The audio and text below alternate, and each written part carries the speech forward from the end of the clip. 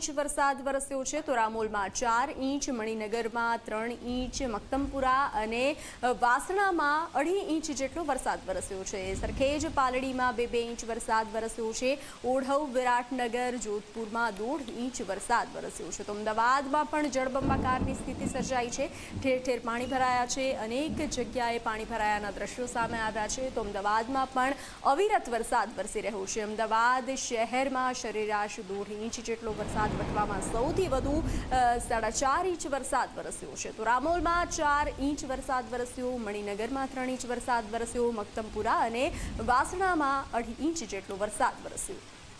તો ધમાકેદાર વરસાદથી અમદાવાદ પાણી થયું છે। જળબંબાકારની સ્થિતિ થઈ છે। ગઈ રાતથી થોડા વેરામે મેઘરાજા વરસી રહ્યા છે।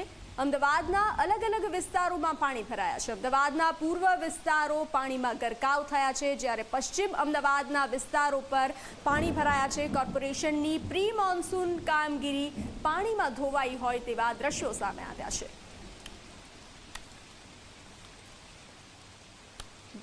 મ્યુનિસિપલ કોર્પોરેશનની કામગીરી પર સવાલો ઉઠી રહ્યા છે। અમદાવાદના અલગ અલગ વિસ્તારો જળમગ્ન બન્યા છે। અલગ અલગ વિસ્તારોમાં પાણી ભરાયા છે।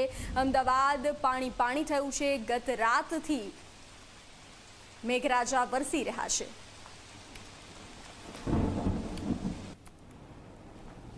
અમદાવાદમાં રાત્રે વરસેલા ધીમી ધારના વરસાદ બાદ સવારે 9 વાગ્યાથી સતત ભારે તીવ્રતા સાથે વરસાદ વરસી રહ્યો છે। પરિણામે શહેરના સેંકડો એવા વિસ્તાર છે કે જે જળમગ્ન થઈ ગયા છે। આવો જ એક વિસ્તાર આપ જોઈ શકો છો, માણેકબાગ 4 રસ્તા, કે જ્યાં હજી પણ લગભગ 9 વાગ્યાથી શરૂ થયેલો વરસાદ 11 વાગ્યા બાદ પણ એ જ તીવ્રતા સાથે ચાલુ હોવાથી માર્ગો જાણે કે ગાયબ થઈ ગયા છે અને દરિયો રોડ ઉપર આવી ગયા હોય તેવા દ્રશ્યો જોવા મળી રહ્યા છે। માર્ગની વચ્ચે રિક્ષા ખોટકાય છે, 2 વ્હીલર ખોટકાય છે, વૈભવી ગાડીઓ છે તેના બોનેટ અને એન્જિનના ભાગ સુધી પાણી પહોંચી ગયા છે। બીજી તરફ જે બીઆરટીએસની બસો છે તે પણ પાણીમાંથી પસાર થઈ રહી છે। આ બાજુના દ્રશ્યો બતાવો, આપ જોઈ શકો છો કેટલે સુધીના પાણીમાંથી વાહન ચાલકોને પસાર થવું પડી રહ્યું છે અને પાણી જાણે કે દરિયો હિલોળા લેતા હોય એ રીતે અહીંયા ભરાયેલું જોવા મળે છે। ટ્રક છે તો ટ્રકના અડધા ટાયર ડૂબેલા છે, તે પ્રમાણેની સ્થિતિ છે। સામેની તરફ આપ જોઈ શકો છો વાહન ચાલકો જે છે, વૈભવી ગાડીઓ છે, ત્યાં સુધી તેમને પાણી પહોંચેલા છે, એટલે ગાડીઓની અંદર સુધી પાણી પહોંચેલા છે। સામેની તરફ આપ જોઈ શકો છો એક જે દ્વિચક્રી વાહન ચાલક છે તેનું 2 વ્હીલર બંધ થઈ ગયું છે। એક મહિલા છે કે ઘૂંટણ સુધીના પાણીમાં ચાલતા આવતા જોવા મળી રહ્યા છે। રિક્ષા છે તો રિક્ષાની અંદર સુધી પાણી પહોંચેલું છે। એટલે વરસાદની તીવ્રતા છે।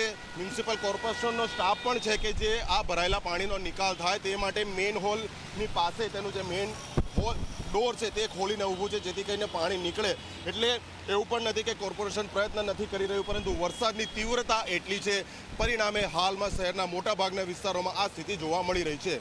કેમેરા પર્સન અમિત મકવાણા સાથે અર્પણ કાયદાવાલા, ઝી મીડિયા, અમદાવાદ। શ્રાવણમાં શ્રીકારના દ્રશ્યો સામે આવ્યા છે। અવિરત વરસાદ વરસી રહ્યો છે, ત્યારે અમદાવાદના અલગ અલગ વિસ્તારો જળમગ્ન થયા છે। પશ્ચિમ વિસ્તારમાં અમદાવાદના પશ્ચિમ વિસ્તાર પાણી થયા છે। ધમાકેદાર વરસાદથી અમદાવાદ પાણી થયું છે।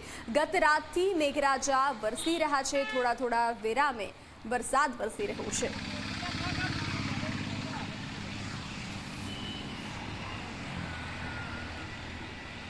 તરફ જતો રોડ અને એ રોડના અત્યારે દ્રશ્યો આપ જુઓ।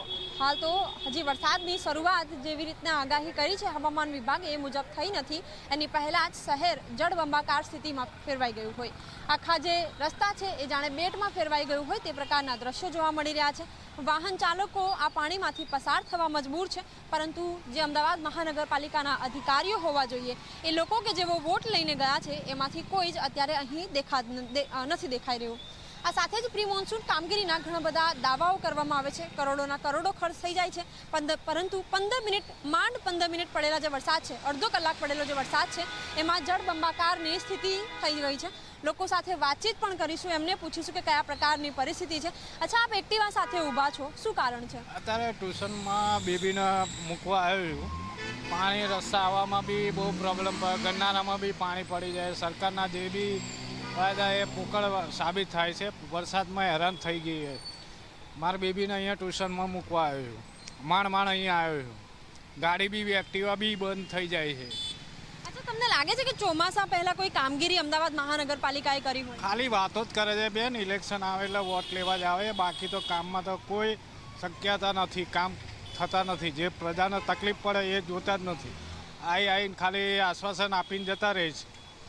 બિલકુલ, એ તમામ દાવાઓ કે જેઓ પ્રેસમાં કરવામાં આવે છે, મીડિયાને સંબોધિત કરીને કરવામાં આવે છે, જાહેર જે જનતા છે એને ખબર છે કે વાસ્તવિક રોડ ઉપર કેટલી કામગીરી થઈ રહી છે. હકીકત શું છે એ નાગરિકોને ખ્યાલ છે.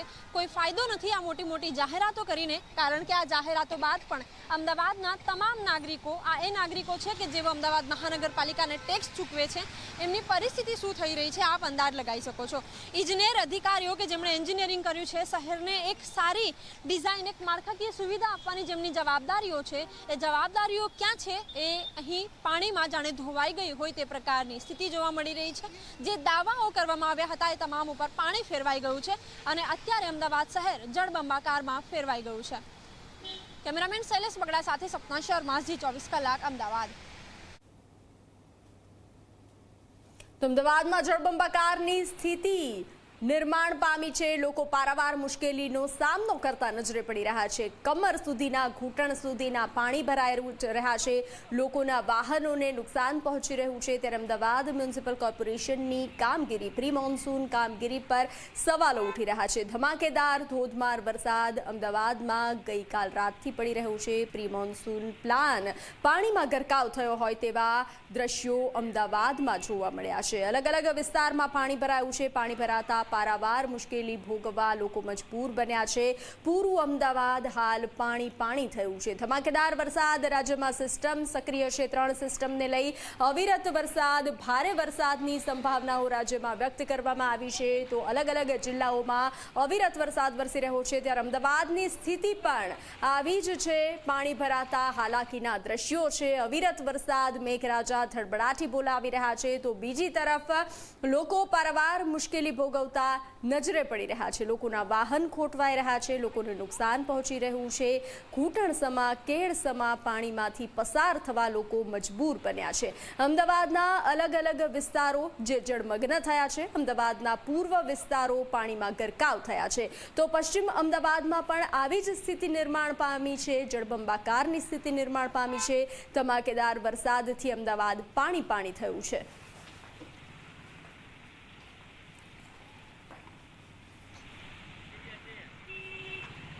તો વધુ વિગતો સાથે સંવાદદાતા દર્શલ જોડાઈ ચૂક્યા છે. દર્શલ, અમદાવાદમાં જળબંબાકારની સ્થિતિ નિર્માણ પામી છે. આપ કયા વિસ્તારમાં છો અને તે વિસ્તાર આ જે રસ્તો જોઈ શકાય છે ત્યાં તમામ રસ્તા ઉપર જે છે તે વરસાદી પાણી જે છે તે ભરાયા છે. અને આ પાણી ભરાવાના કારણે આ રિક્ષા હોય કે 2 વ્હીલર હોય, 4 વ્હીલર હોય, તેઓને આવવા જવામાં તકલીફ પડી રહી છે. ટ્રાફિકની પણ અહીંયા સમસ્યા છે અને એએમટીએસ બસ જો નીકાળવી હોય તો તેની પણ અહીંયા સમસ્યા જે છે તે જોવા મળી રહી છે.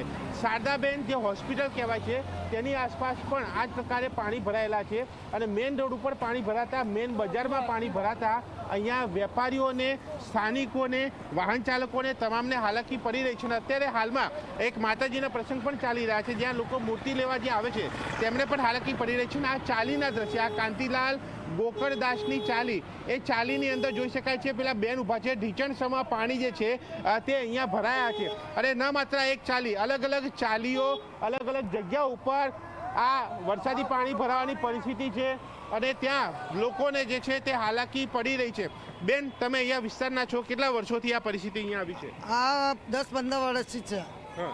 તો કેટલા પાણી ભરાય છે અહીંયા? આટલા સુધી ભરાઈ જાય, અહીંયા સુધી થઈ ચાલીમાં જાય, દુકાનોમાં ઘૂસી જાય.